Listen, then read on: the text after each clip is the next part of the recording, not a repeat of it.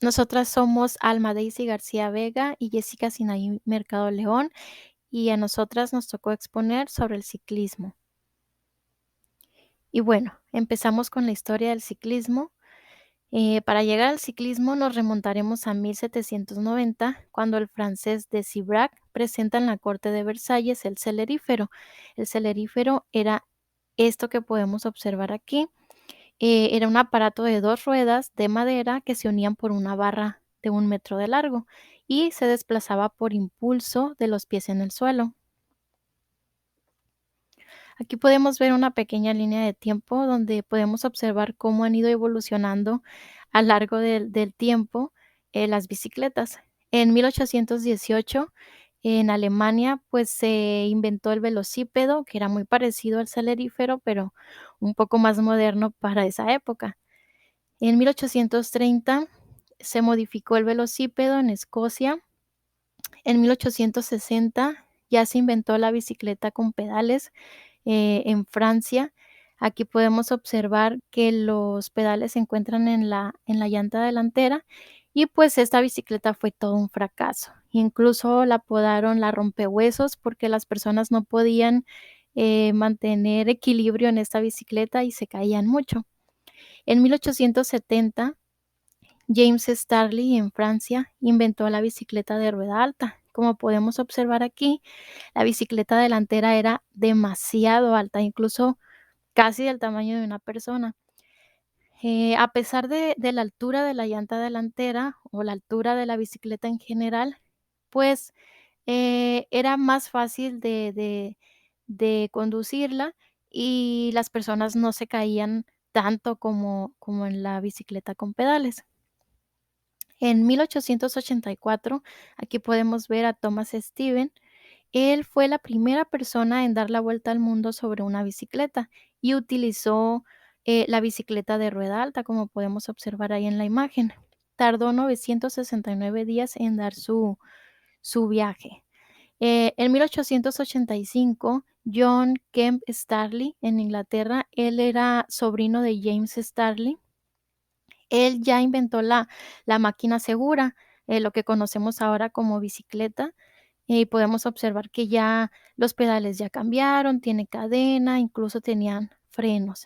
En la década de 1960, en Estados Unidos, ya se inventó la bicicleta de pista, y a mediados de 1970, también en Estados Unidos, la bicicleta de montaña. Y pues de ahí en adelante se han seguido inventando bicicletas, hay bicicletas para 2 o 3 personas, hay bicicletas motorizadas y así se van a seguir inventando más. En el año 1868 se realizó la primera prueba ciclista de modo competitivo. Esta constaba de un circuito pequeño de 1200 metros y fue realizada a las afueras de París. En esta participaron 7 ciclistas y fue ganada por James Moore. En aquel año todavía la bicicleta era de madera, en este caso de piñón fijo y con las ruedas de hierro. Ya la primera carrera como tal fue realizada el 7 de noviembre de 1869 entre París y Rouen con un circuito de 123 kilómetros, en la cual solamente 33 competidores lograron culminarla. En esta volvió a ganar James Moore con un tiempo de 10 horas y 45 minutos. En la categoría de ruta por etapas tenemos 3 carreras sobresalientes. El Tour de Francia, que se realizó la primera en 1 de julio de 1903. Esta actualmente se sigue realizando año con año en este mismo mes, en julio. También tenemos el Giro de Italia, que la primera prueba se celebró en mayo de 1909 y la Vuelta Ciclista en España en 1935. ¿En qué consiste el ciclismo? El ciclismo es un deporte simétrico que se practica con un elemento mecánico que es la bicicleta, en el cual los ciclistas deben de recorrer una distancia determinada. Este es un deporte con requerimientos de tipo aeróbico. La bicicleta va a limitar la postura del atleta en los pedales que se encaja mediante unos tacos o las zapatillas, en el sillín sobre el que se sienta y en el manilar en el que se apoyan las manos. La postura adecuada es importante con el fin de obtener un buen rendimiento deportivo y como profilaxis de lesiones y molestias como tendinitis, calambres y contracturas de la musculatura dorsolumbar y cervical fundamentalmente. Los hombros deben de ir relajados, ya que el error más habitual es tensar los hombros y subirlos a la altura de la cabeza.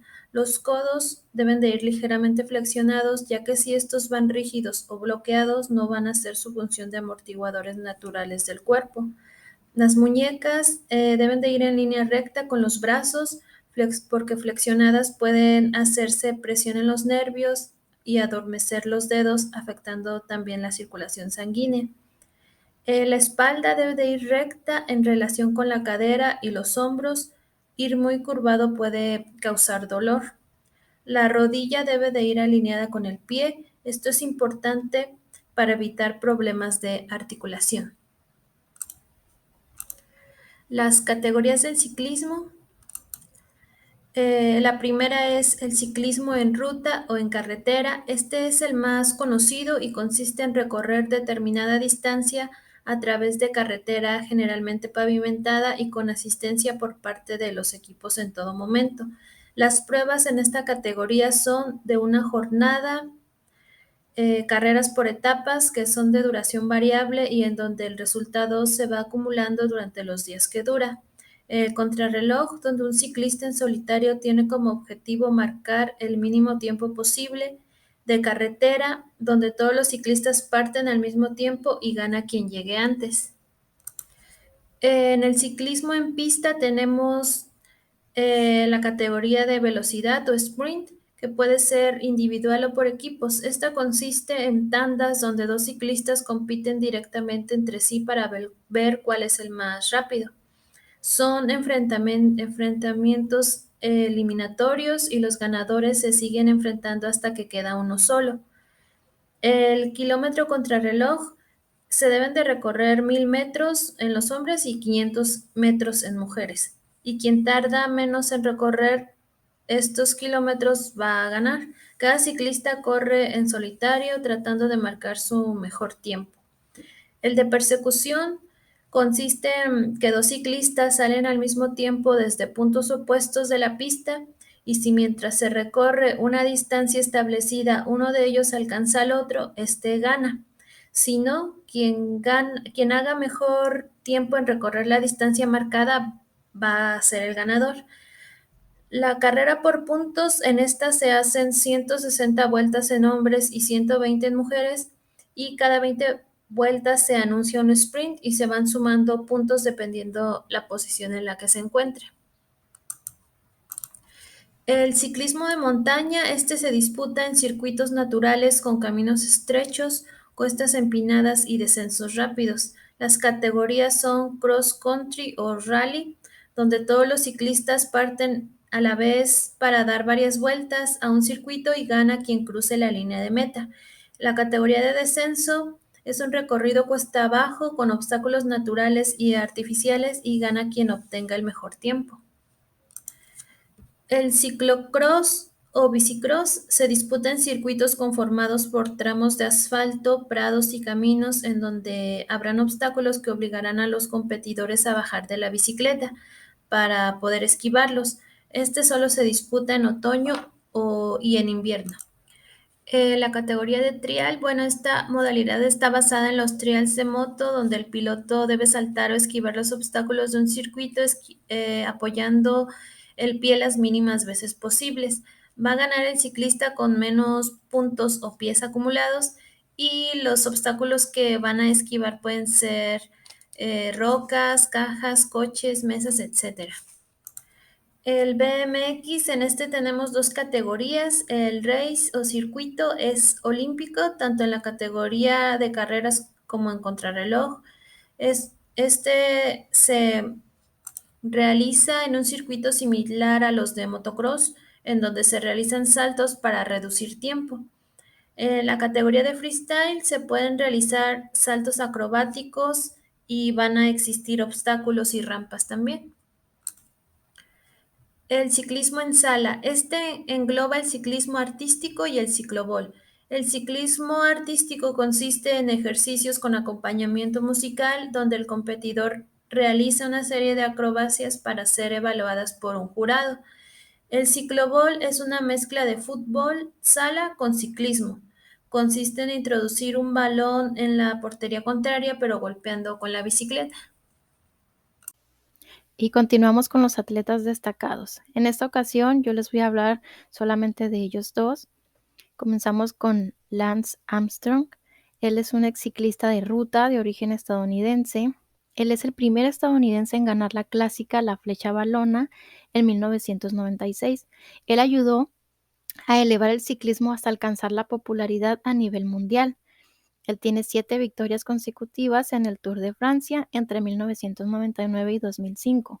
Aparte de toda la popularidad que ya tenía, su estatus como sobreviviente del cáncer le ayudaron a convertirse en uno de los atletas más icónicos y venerados fuera del mundo del deporte profesional.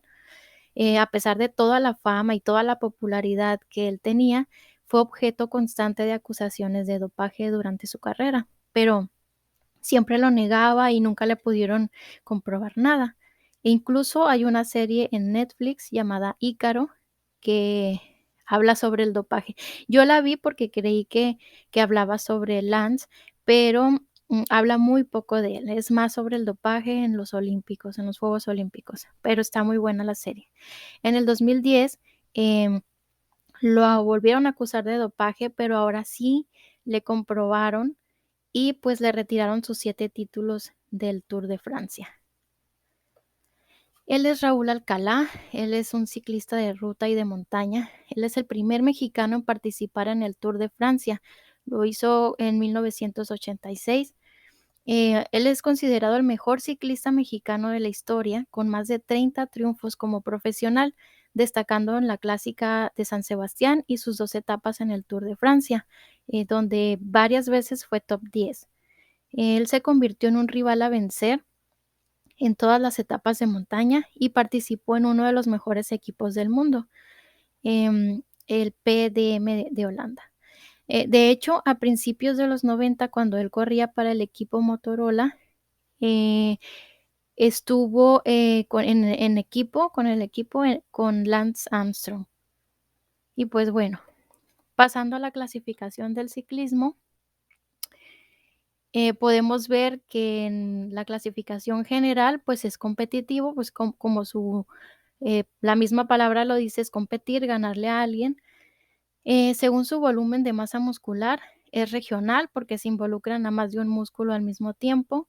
Según el tipo de contracción, es isotónico o dinámico porque hacen movimientos concéntricos y excéntricos. Según su fuerza y potencia, es velocidad, fuerza.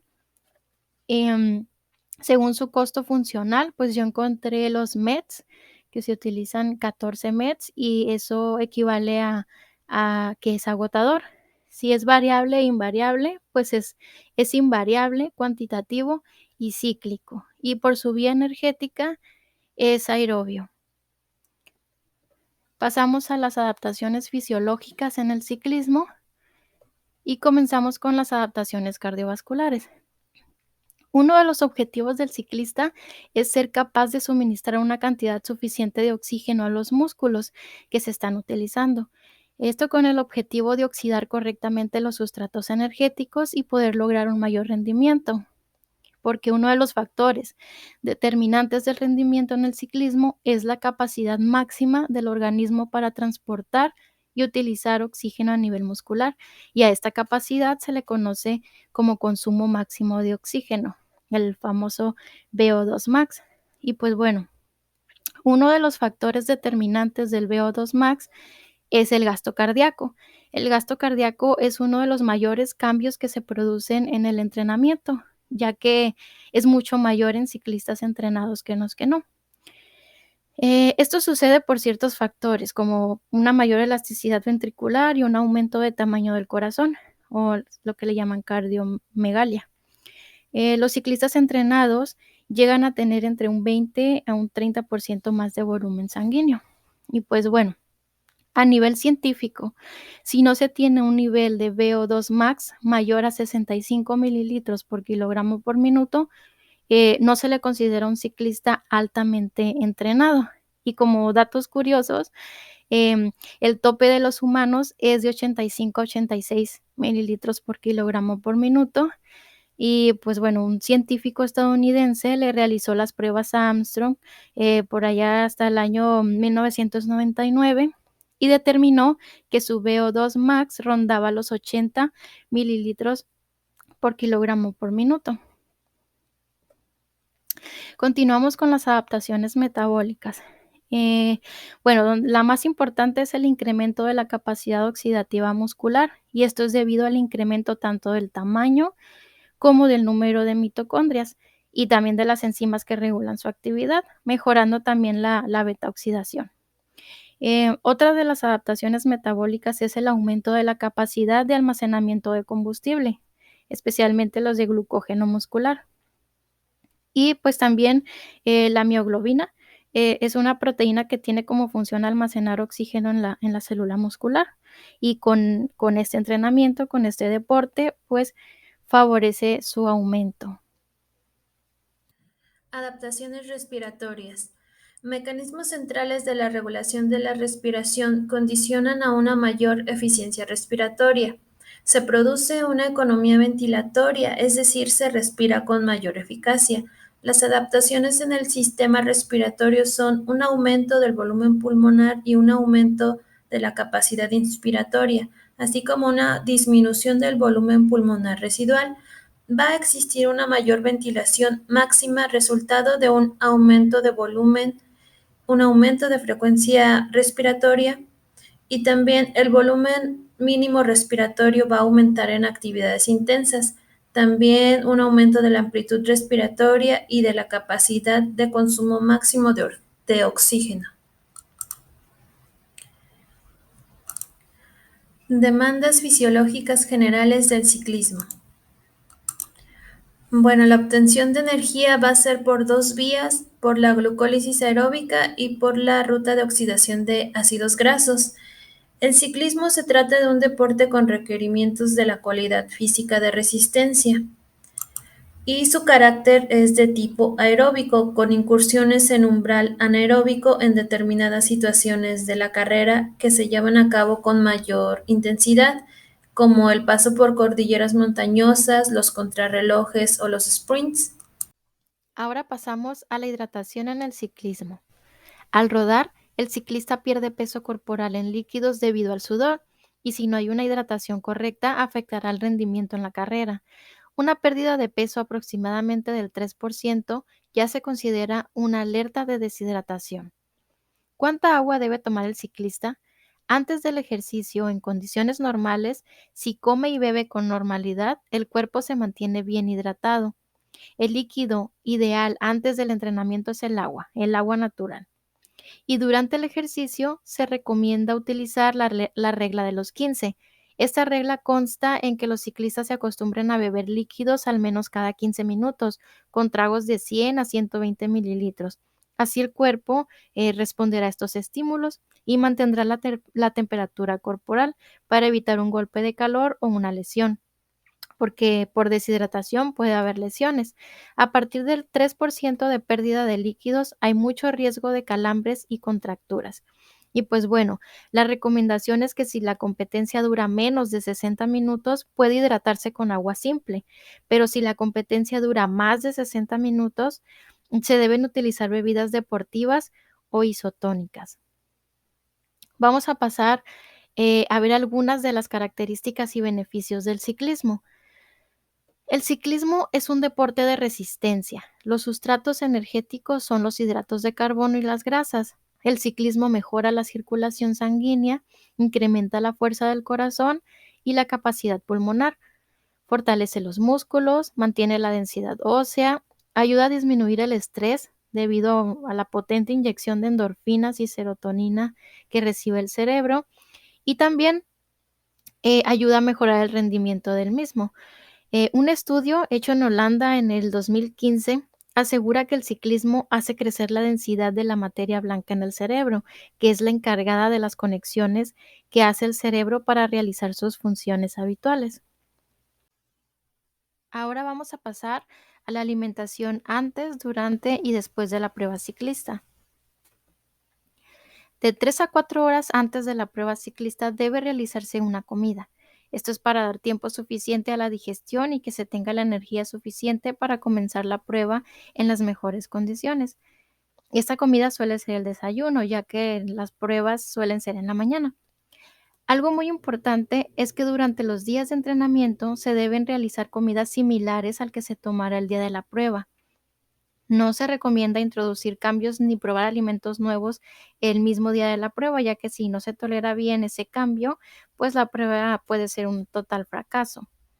Este desayuno o esta comida debe contener energía fácilmente disponible que no requiera mucho tiempo de digestión. Se deben evitar alimentos muy grasosos y ricos en fibra.